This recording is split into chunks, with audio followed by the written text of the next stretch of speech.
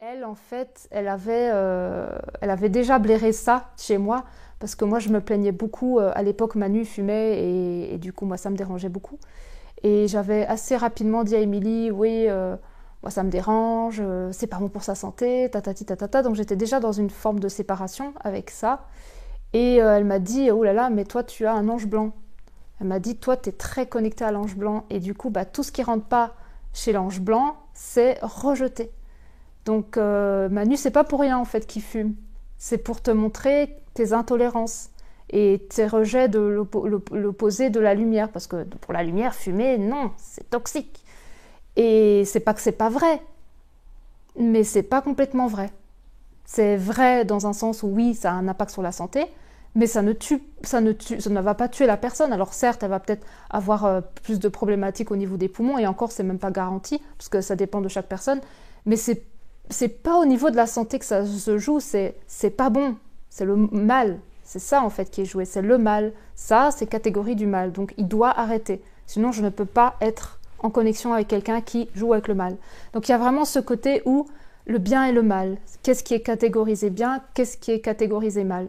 Et en fonction de ça, ben, nous, on se met dans une position et il se dit, ok, lui, il m'a l'air d'être bien, alors je peux connecter avec lui. Lui, trop de mal. Soit j'essaie de le sauver, parce que la vibration de l'ange blanc, c'est beaucoup la fibre du sauveur. Soit je vois tout ce qui est pas bon chez lui et j'essaie de le changer. Comme ça, ben, grâce à moi, il va être blanc.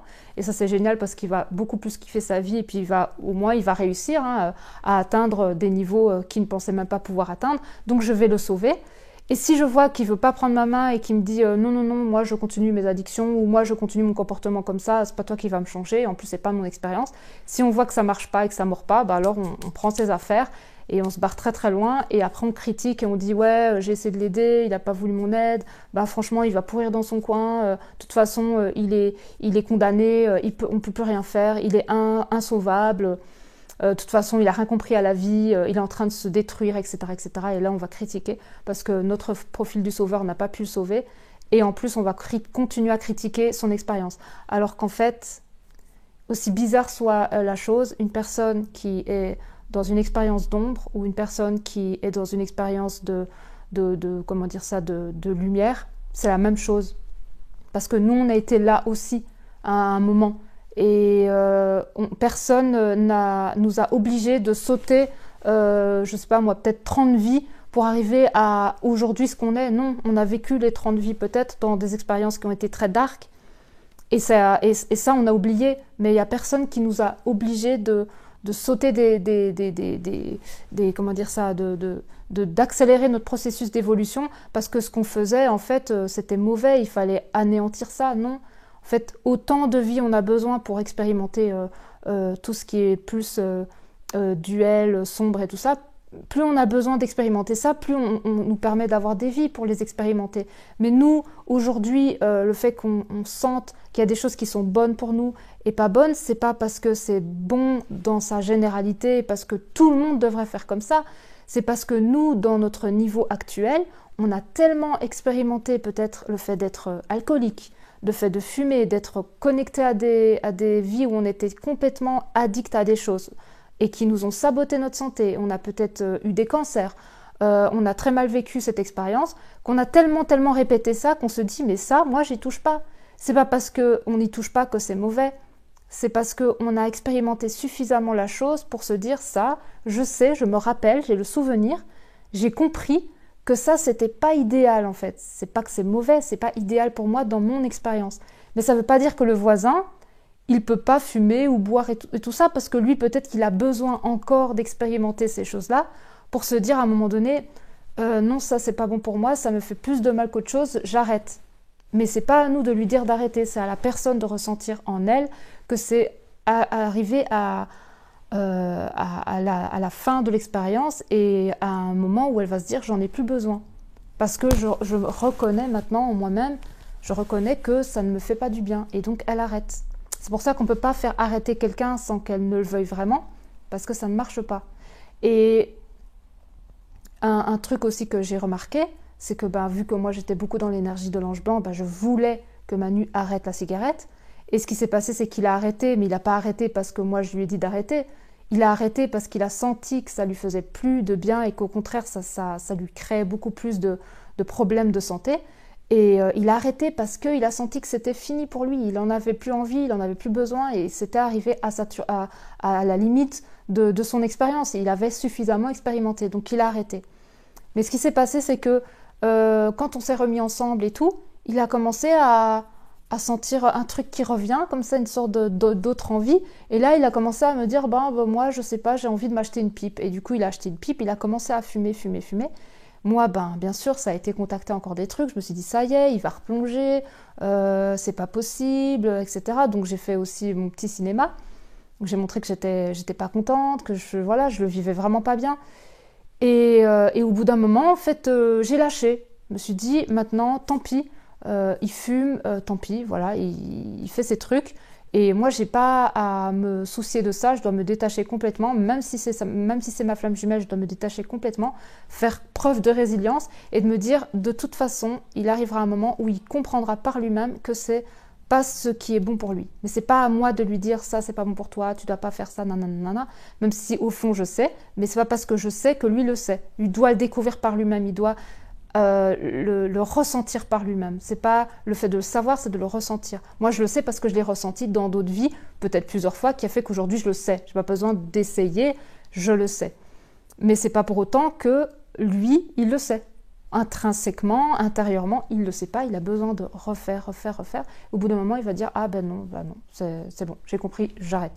Et c'est ce qui s'est passé. Il a vécu son expérience et il s'est rendu compte que, en fait, ça lui faisait du mal. Et il s'est dit, je suis en train de déshonorer mon corps. Mais c'est pas moi qui lui ai dit, oui, t'es en train de déshonorer ton corps, en lui mettant un petit peu comment dire ça, une critique, un jugement, ou une interdiction, ou des choses comme ça, pas du tout. C'est lui, à l'intérieur de lui-même, il s'est rendu compte qu'il faisait du mal à son corps. Et il s'est dit, j'ai compris. Et du coup, il a arrêté par lui-même. Il n'y a personne qui lui a dit, arrête, tout de suite, il l'a arrêté par lui-même parce qu'il s'est rendu compte. Et c'est ça qui se passe, c'est qu'on n'est pas tous au même niveau d'expérience, à un certain niveau, et en plus, il y a plein d'expériences différentes, et on est tous à des niveaux différents. Ça veut dire que on ne peut pas juger quelqu'un qui vit une expérience qui est différente de la nôtre en disant il doit aller plus vite, etc., parce qu'il n'est pas là où on est, et on n'est pas là où il est. C'est aussi simple que ça, mais c'est plus difficile à s'en rendre compte. On a tendance à critiquer, juger, à vraiment créer du rejet, parce que notre ange blanc, lui, il veut que tout le monde soit dans la lumière, alors qu'il n'a pas compris que tant qu'il est que dans la lumière, il n'est pas véritable lumière. Il est fausse lumière. Il est lumière à moitié. Parce qu'il n'a pas épousé ses ombres. Il les met sous le tapis et il se dit que lui, il n'a jamais fait ça. Lui, c'est une petite auréole sur la tête et puis c'est tout. Alors que c'est pas vrai. C'est pas vrai. Il doit accepter qu'il a vécu tout ça. Il doit reconnaître qu'il est l'un et l'autre et pas juste l'un. Et c'est justement grâce à ces épousailles de ces deux polarités qu'il y a moyen de vraiment accueillir l'autre. Que ce soit l'autre qui nous accueille et nous, on accueille l'autre. C'est de refusionner en fait l'ange blanc et l'ange noir. Parce que en fait, ce qui s'est passé, c'est qu'avec Émilie, on s'est rendu compte de certaines choses quand on a été voir dans les dimensions par rapport à l'historique de l'ange blanc et l'ange noir. C'est qu'à la base, l'ange noir et l'ange blanc, ils sont androgynes. Avant, la lumière et l'ombre, ils étaient mariés. Il n'y avait pas de problème avec l'ombre et il n'y avait pas de problème avec la lumière. La lumière et l'ombre étaient vraiment unis. Et c'est ça qui faisait notre unité. C'est ça qui faisait qu'on n'avait pas de dualité, d'adversité. On était unis avec l'ombre. Parce que l'ombre n'était pas vue comme on la voit aujourd'hui et la lumière n'était pas vue comme on la voit aujourd'hui. C'était vraiment uni et on voyait les deux en un. Et ce qui s'est passé, c'est qu'à travers l'expérience de la création de la conscience, il y a eu séparation du blanc et du noir. Donc l'ange blanc et l'ange noir, en fait, se sont séparés. Il y a eu scission entre les deux. Et ce qui s'est passé, c'est que l'ange blanc a vécu une grosse blessure d'abandon et l'ange noir a vécu une grosse blessure du rejet. Pourquoi le rejet ? Parce que l'ange blanc, quand il a été séparé de son ange noir, déjà, il a pensé que il a été donc abandonné par son ange noir, donc il lui a balancé un petit peu tous les torts, et lui s'est senti rejeté, alors qu'à la base, il a vécu la séparation de la même façon. En fait, il n'est pas parti. En fait, il y a eu scission, et donc à partir de la scission, il y a eu séparation. Mais l'ange blanc a critiqué l'ange noir, et l'ange noir, en fait, il est parti de son côté, il a été complètement rejeté par son autre partie blanche, et il est devenu démon, en fait. Mais à la base, un ange noir, il est pas démon, il le devient, parce qu'il a été rejeté par son autre morceau, et il devient démon, et là, il a commencé très triste, il y a une énorme tristesse qui s'est installée en lui, et comment dire ça, il a commencé à être attiré par tout ce qui était d'ordre destruction, parce qu'il se détruit aussi à l'intérieur de lui, donc il a commencé à se détruire. Mais l'ange blanc aussi, il a vécu quelque chose. Quand il s'est séparé de son ange noir, il a commencé à penser que tout ce qui était noir, il fallait le rejeter. Il fallait surtout pas se connecter avec le noir, parce que le noir, c'était trahison, c'était il m'a abandonné, donc c'était quelque chose qui était devenu mauvais. Donc l'ange blanc, en fait, a commencé à rejeter son autre, qui est ange noir, et il a commencé à lui-même être en distorsion et à être perverti, en fait. Il a commencé à vivre une perversion aussi de son côté, mais dans la fausse lumière. Donc il a commencé à rejeter tout ce qui n'était pas lumière. Donc ni l'un ni l'autre sont méchants ou gentils.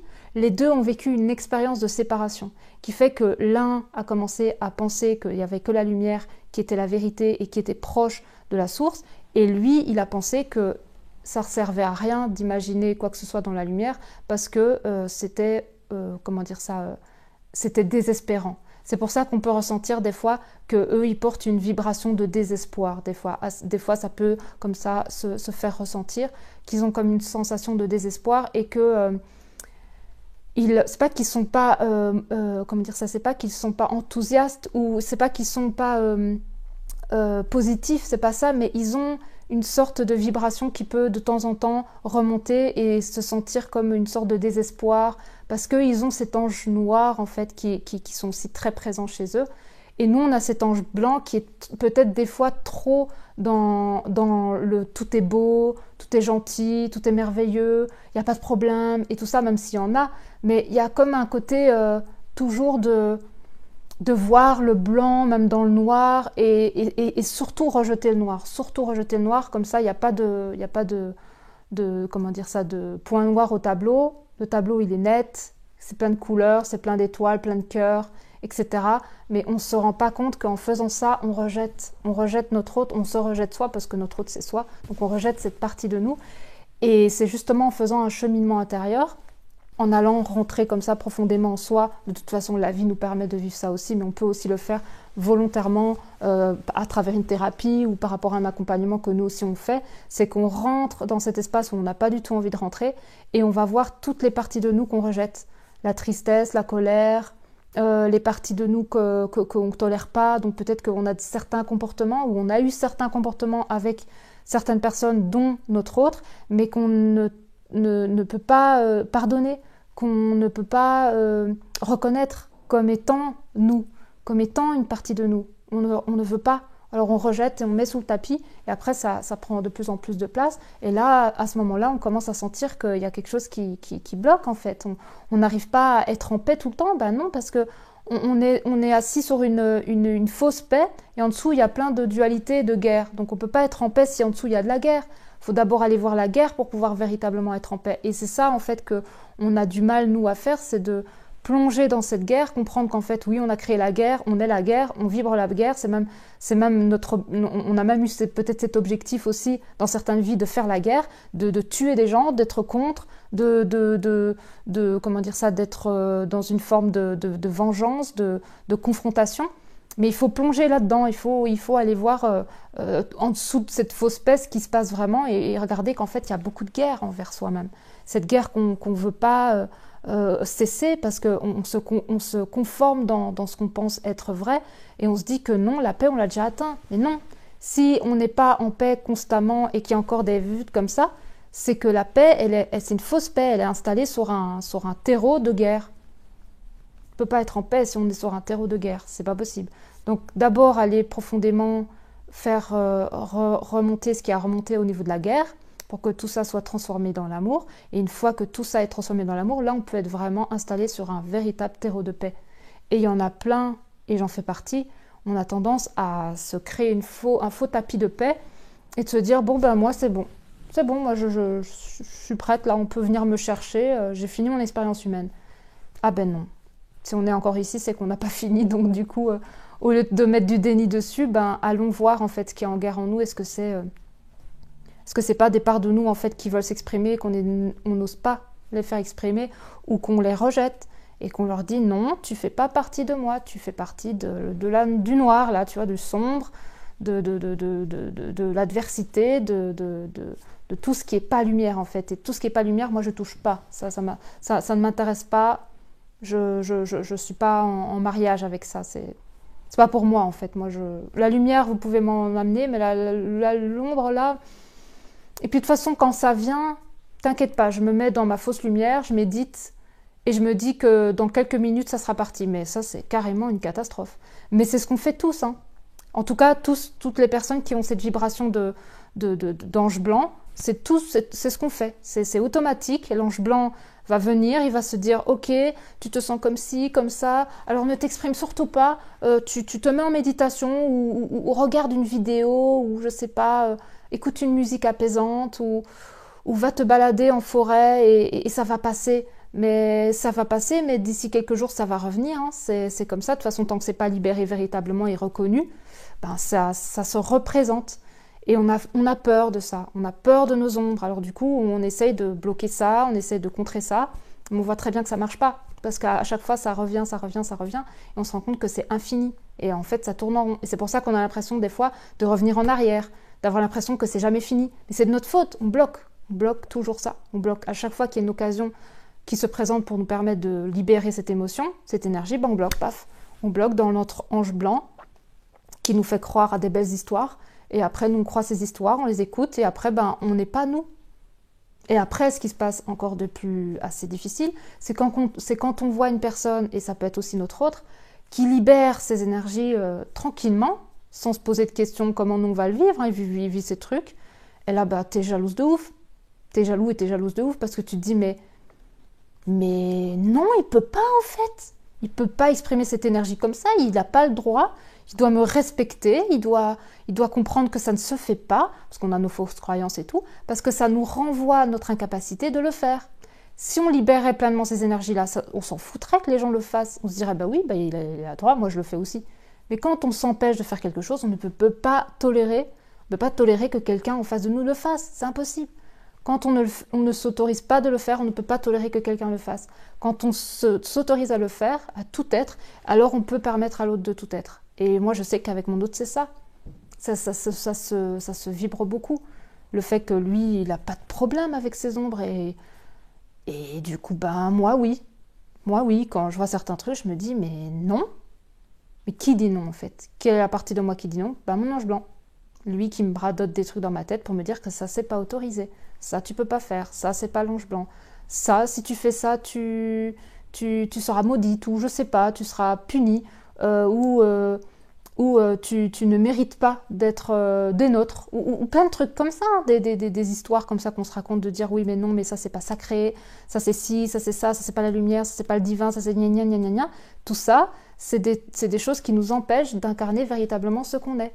Et à travers ça, ben, on se bloque encore plus. Donc, et je sais que c'est pas facile. C'est vraiment pas facile, mais c'est pas parce que c'est pas facile qu'on peut pas le faire. On peut dépasser ça. On peut se permettre de reconnaître ça. Déjà, je pense que la première chose, c'est de le reconnaître. C'est de reconnaître qu'on a cet ange blanc. Une fois qu'on a reconnu qu'on a cet ange blanc, voir quand il se présente. Quand il se présente, là, à ce moment-là, on sait qu'il est là, on sait quand il se présente, on le ressent quand il se présente.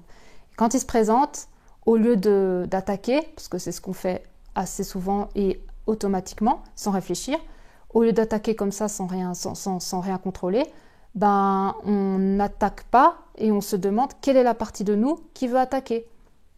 Et on se demande si c'est pas encore une fausse croyance qui nous raconte des histoires. Et puis regardez d'où vient la racine, seul ou avec quelqu'un. Mais en tout cas, ça nous permet d'aller contacter la racine en fait de cette croyance limitante, de ce sermon en fait intérieur qu'on se radote à l'intérieur de soi. Et on voit en fait que c'est pas nous au fond. On le voit. Quand on va toucher à la racine de la chose, on voit que c'est pas nous. On le sent, on dit mais oui, je ne suis pas véritablement cette énergie qui repousse l'opposition et les personnes opposées à moi, ou les personnes qui ne me ressemblent pas. Au fond du fond, si on reconnecte à cette énergie qu'on est vraiment, on n'est pas ça. On sait qu'on est un, on sait que cette personne en face de nous, c'est nous, dans une autre couleur, dans une autre forme, en train de faire une expérience différente. Mais c'est en allant profondément faire cette reliance qu'on se rend compte de ça. C'est pas en restant en surface et en disant bon, moi je suis l'ange blanc, je suis comment dire ça, le défendeur de la lumière. Un défendeur de la lumière, c'est quelqu'un qui est en guerre. Il est en bataille contre quelque chose. Et ça fait comment dire, ça nous crée beaucoup de fuites énergétiques. Et en plus, ça ne peut pas nous amener à la paix. Impossible. Ça ne peut pas amener à la paix si on est en opposition avec quelque chose ou quelqu'un. C'est pas possible. Donc à nous de voir un petit peu toutes ces dynamiques intérieures et de nous permettre de prendre le temps de comprendre un petit peu tout ce qui nous habite, parce qu'il y a bien plus de choses qui nous habitent que simplement les émotions, les pensées. Il y a plein de choses, il y a des personnages qui nous habitent de par des vies antérieures qui ont été et qui sont encore en nous, qui sont autour de nous, qui sont en nous.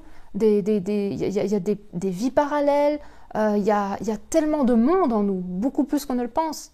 Et du coup, des fois, on pense que c'est nous, mais en fait, on n'est pas tout ça. Ce sont juste des petites voix qui parlent comme ça et qui racontent des histoires. Et nous, on s'attache à ça comme si on s'identifiait à ça.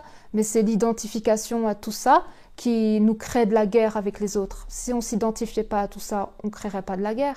Mais on crée de la guerre parce qu'on s'identifie aux petits jeux, à tous ces petits jeux qui se racontent des histoires et qui ont leur propre vérité, leurs propres croyances, etc. Et du coup, on se dit, non, moi je suis d'accord avec ce jeu-là qui me parle et on va défendre ça. Mais si on enlève toutes ces couches et qu'on rentre profondément dans le centre de nous-mêmes, on voit très bien que là, il n'y a pas de petit jeu. Il y a juste une énergie infinie d'amour qui vibre et qui n'a pas d'identification à quelle que soit comme forme de couleur ou de résonance ou de croyance ou de quoi que ce soit. L'énergie pure de notre essence ne porte pas de croyance. Elle porte la vérité ultime qui est la fusion des deux opposés. Et à partir de là, on peut être vraiment. Mais tant qu'on est connecté à nos tout petits jeux là, qui nous racontent des histoires, on se fait d'une certaine façon balboter de gauche à droite comme un pantin. Et en plus, on pense que c'est nous. C'est l'introspection. C'est vraiment une observation de tout ce qui se passe. Et je voulais vous partager ça parce que je pense qu'on est plus nombreux qu'on ne le pense à porter cet ange blanc. Mais personne ne va en parler parce que c'est plus confortable de vivre dans la lumière, de se croire déjà dans la lumière, alors qu'en fait, en dessous, il y a carrément des couches et des couches d'ombre et de non-acceptation de tout ça. Et ça crée comme une forme de « je suis au-dessus de moi et je plane » comme ça. Mais en fait, quand on est au-dessus de nous, on n'est déjà plus en nous. Donc déjà là, on est désincarné. Et on est au-dessus de ce qu'on est vraiment. Et souvent, c'est ce qui se passe. Quand on ne va pas voir ces profondeurs, on plane comme ça au-dessus. Et on a l'impression qu'on est déjà, voilà, ça y est, j'ai fini mon parcours. Et en fait, non. Si tu as fini ton parcours pour de vrai, tu serais plus ici. En fait, pour de vrai, tu serais plus ici. Tu serais déjà dans une autre dimension incarnatoire et tu serais peut-être plus dans un corps ou peut-être dans un autre corps, en tout cas sur un autre plan. Tu ne serais pas ici dans un plan terrestre. Si tu as fini ta mission, si tu as fini ton parcours, tu n'es plus ici. Donc si tu es encore ici, c'est que tu as encore à aller plonger dans ces couches pour pouvoir les libérer parce que tu es ici dans un corps physique pour le faire. C'est ta mission, c'est d'aller plonger en bas, remonter le truc, replonger, remonter, replonger, remonter. Et on fait tout ça. On replonge, on cherche la boue en dessous, on remonte, on transforme, gna gna gna.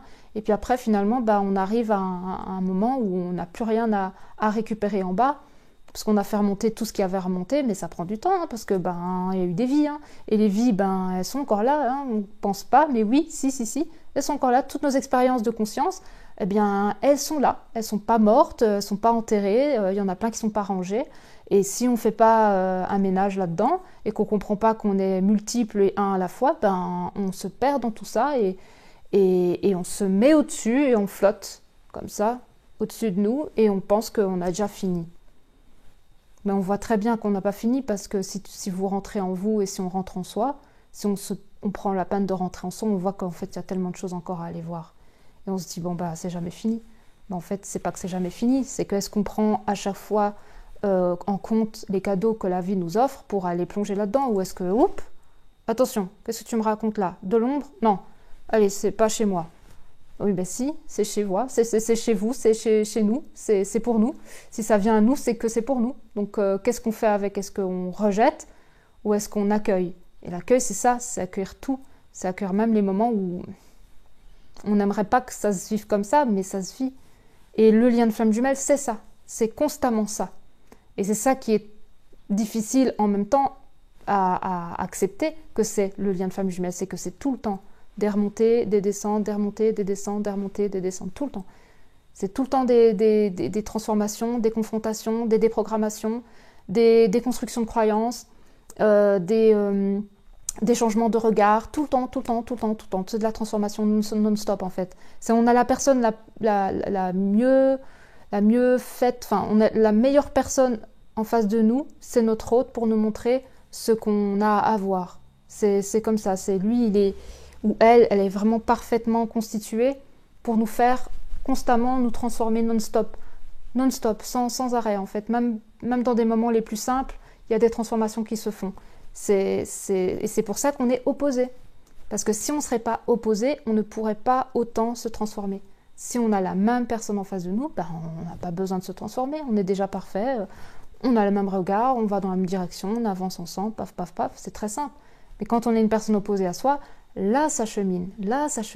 Parce qu'on a tout le temps en confrontation, ben, oh, qu'est-ce que je crois de ça? Ah, c'est intéressant, j'ai cette croyance-là. Ah, qu'est-ce que j'ai comme programmation? Ah, qu'est-ce que j'ai comme limitation en moi? Et non-stop, chez nous-mêmes, mais chez l'autre. Et chez l'autre aussi, ça transforme tout le temps, tout le temps, tout le temps. Nous, on lui renvoie la lumière qu'il ne s'autorise pas à absorber et à reconnaître, mais lui, il nous renvoie l'ombre qu'on ne veut pas voir non plus. Hein. Comme ça, hop, tiens, ça c'est pour toi. Si, t'es ça, je t'assure, t'es ça. Tu veux pas le reconnaître, mais je t'assure que c'est toi. Et là, c'est non, j'ai jamais été comme ça. Ah, si, je t'assure que t'as ça aussi. Tu portes la même chose. Non, si. Et en fait, petit à petit, on comprend qu'il a raison. Et lui, c'est pareil, c'est regarde la lumière, c'est toi. Non, moi je suis juste l'ombre, je suis pas la lumière. Si, regarde, c'est toi. Et après, ah oui, effectivement, moi aussi je suis la lumière. Et en fait, les deux reconnaissent qu'ils sont les deux. Et l'ange blanc et l'ange noir se réunissent. Ils retrouvent leur unité, en fait. À l'intérieur de nous-mêmes individuellement, mais aussi dans les corps, en fait, dans la matière, dans cet espace de corps, en fait. Il y a les deux qui se réunissent. Mais pour que ça se réunisse, il faut que l'un et l'autre acceptent de revenir vers l'un et vers l'autre. Si l'autre il dit non, tu m'as rejeté, je reste dans le noir. Si l'autre il dit non, mais t'es qu'un connard, tu m'as abandonné, de toute façon tu seras jamais une lumière, t'es foutu pour la vie. De toute façon, on se réunira jamais parce que de toute façon t'es immature et tu vois rien. Et de toute façon, tu ne veux pas faire le chemin. De toute façon, ça se voit, tu fais pas le chemin.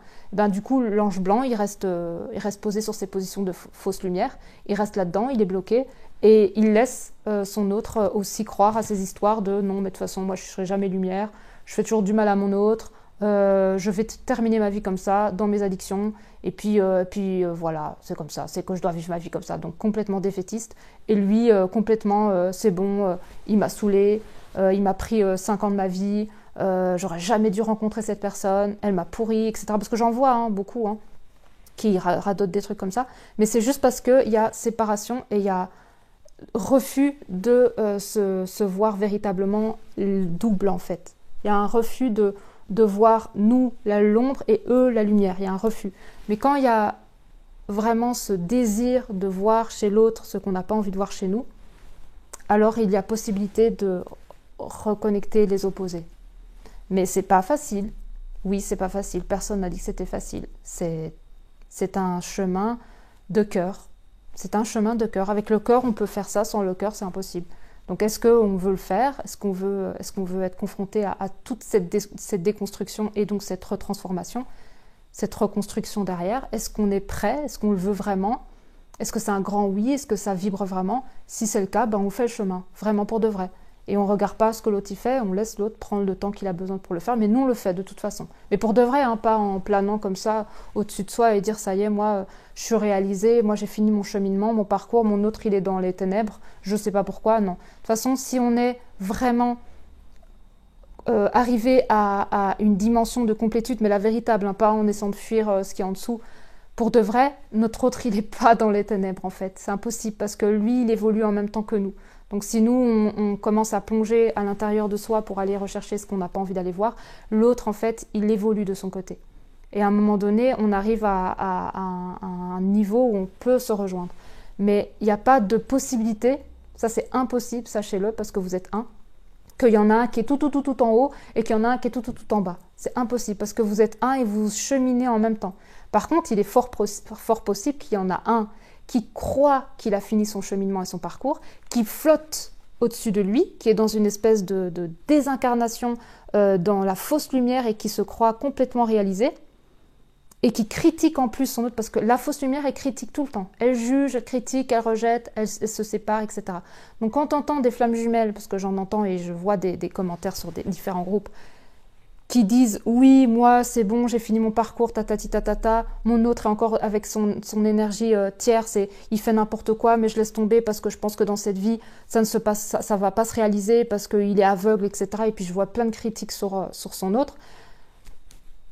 Il y a pas de lumière là, c'est la fausse lumière qui critique. Vous êtes en train de flotter comme ça au-dessus de vous et vous ne vous en rendez même pas compte. C'est la fausse lumière qui vous habite. Vous êtes vraiment happé par cette fausse lumière. Et elle vous fait croire que vous êtes arrivé à ce que vous devez arriver. Vous êtes arrivé à la ligne d'arrivée. Et c'est fini. Voilà, vous avez fini votre tas. Vous pouvez aller vous dorloter la pilule au soleil. Et votre autre, il n'a rien fait. C'est un incapable. De toute façon, ça a toujours été comme ça. Depuis le début, je l'ai vu, je l'ai aperçu, je m'en suis rendu compte assez rapidement. Donc, ça ne m'étonne pas. Donc, en plus, il y a validation de croyances, etc. Donc, il y a vraiment la fausse lumière qui vous influence de fou. Et là, ben, vous êtes coincé. Vous êtes coincé. Parce que vous dites à vous-même que vous avez fini, donc vous n'allez pas plus loin. Et vous vous fermez en plus à toute possibilité de la vie de vous montrer que vous n'avez pas fini votre chemin, parce que j'en ai rencontré pas mal des comme ça aussi, qui rejettent complètement la possibilité de continuer la transformation parce que pour elles sont arrivées à destination. Et en plus, vous critiquez, donc vous enfoncez encore plus l'autre dans cette ténèbre parce que toutes vos pensées, vos vibrations, les paroles que vous pouvez prononcer, que ce soit sur des groupes ou à vos copines ou n'importe, sur votre autre, ça l'enfonce. Donc c'est de votre faute en fait qui s'enfonce encore de plus en plus. Vous créez ça en fait, vous êtes créatrice. Et vous êtes influencé par la fausse lumière. Donc ça c'est très important aussi à comprendre. Et je vous dis ça, c'est un grand cadeau. Hein. Si vous vous reconnaissez et que ça vous parle, sortez de là rapidement. Parce que quand la fausse lumière vous prend, c'est la merde. Moi j'ai expérimenté ça aussi à un moment donné dans mon parcours. J'ai rapidement compris, parce que j'étais très très en contact avec Manu, et Manu, ça passe pas, hein. Manu, il voit la fausse lumière, il voit quand je suis dans mes faux semblants et que je suis en train de dérailler complet. Et plusieurs fois, il m'a donné des claques pour me dire « Cynthia, descends de ta tour, arrête de me faire la morale, et tata. » Dès que je fais la morale, je suis dans ma fausse lumière. La fausse lumière, elle adore faire la morale à tout le monde. Quand vous êtes dans la morale, faire la morale à quelqu'un, vous êtes dans la fausse lumière. Quand vous êtes en train de juste partager une émotion, un ressenti ou une expérience et que vous laissez libre l'autre de faire ce qu'il veut, de vivre ce qu'il veut, là, vous êtes dans le cœur. Mais quand vous êtes en train de vouloir changer la personne en lui racontant des histoires, en lui disant c'est ça la vérité, vous êtes dans la fausse lumière. Donc c'est très intéressant d'être en contact avec son autre. Il ne faut pas couper la connexion. Alors bien sûr, coupez la connexion si vraiment vous sentez que c'est juste dans votre cœur, mais ne coupez pas la connexion parce que la fausse lumière, elle vous influence. Parce que c'est probable en fait qu'elle va vous influencer, qu'elle va dire oh, coupe court avec lui, c'est un connard, il fait pas les choses comme tu veux, blablabla. Blablabla. Si vous écoutez ce serment-là, c'est sûr que c'est la fausse lumière. Et c'est votre expérience aussi, hein. De toute façon, moi je l'ai expérimenté aussi. Grâce à la vie, j'ai eu une flamme jumelle incroyable et Manu, il a pas du tout lâché son rôle. Il a été très... voilà, Manu, même en séance, hein, quand il a des séances avec des flammes, parce qu'on travaille tous les deux ensemble, il ne vous minimise pas, hein, parce que l'objectif n'est pas de minimiser la fausse lumière. L'objectif, c'est que quand on voit la fausse lumière, il faut venir tout de suite pointer le cœur pour que la personne elle se rende compte qu'en fait, elle est dans un schéma de fausse lumière. Il ne faut pas rentrer en confrontation avec la fausse lumière, il faut lui toucher le cœur de la personne pour que la personne derrière, elle se rende compte qu'en fait, elle est dans un halo en fait, de fausse lumière qui lui fait croire qu'en fait, elle est réalisée. En fait, c'est faux, c'est une illusion. Et cette illusion-là, on ne peut pas la déconstruire violemment, parce que s'il y a violence, on a tendance à bloquer. Donc pour que ça ne bloque pas, il faut contourner, toucher le cœur, pour que le cœur se réveille et se rende compte par lui-même qu'il est entouré d'une carapace de fausse lumière qui l'empêche de voir avec ses yeux la vérité en face. Et c'est ce qu'on fait en séance avec Manu, c'est que Manu, il a un pouvoir incroyable de faire ça, et il l'a fait super bien avec moi, il le fait super bien avec toutes les personnes qu'on a en séance. Et c'est pas tout le monde qui arrive à faire ça. Les personnes qui arrivent à faire ça, c'est les personnes qui ont déjà fait la paix avec ça chez eux, qui ont déjà bien plongé, et qui ont mis toute cette compréhension de la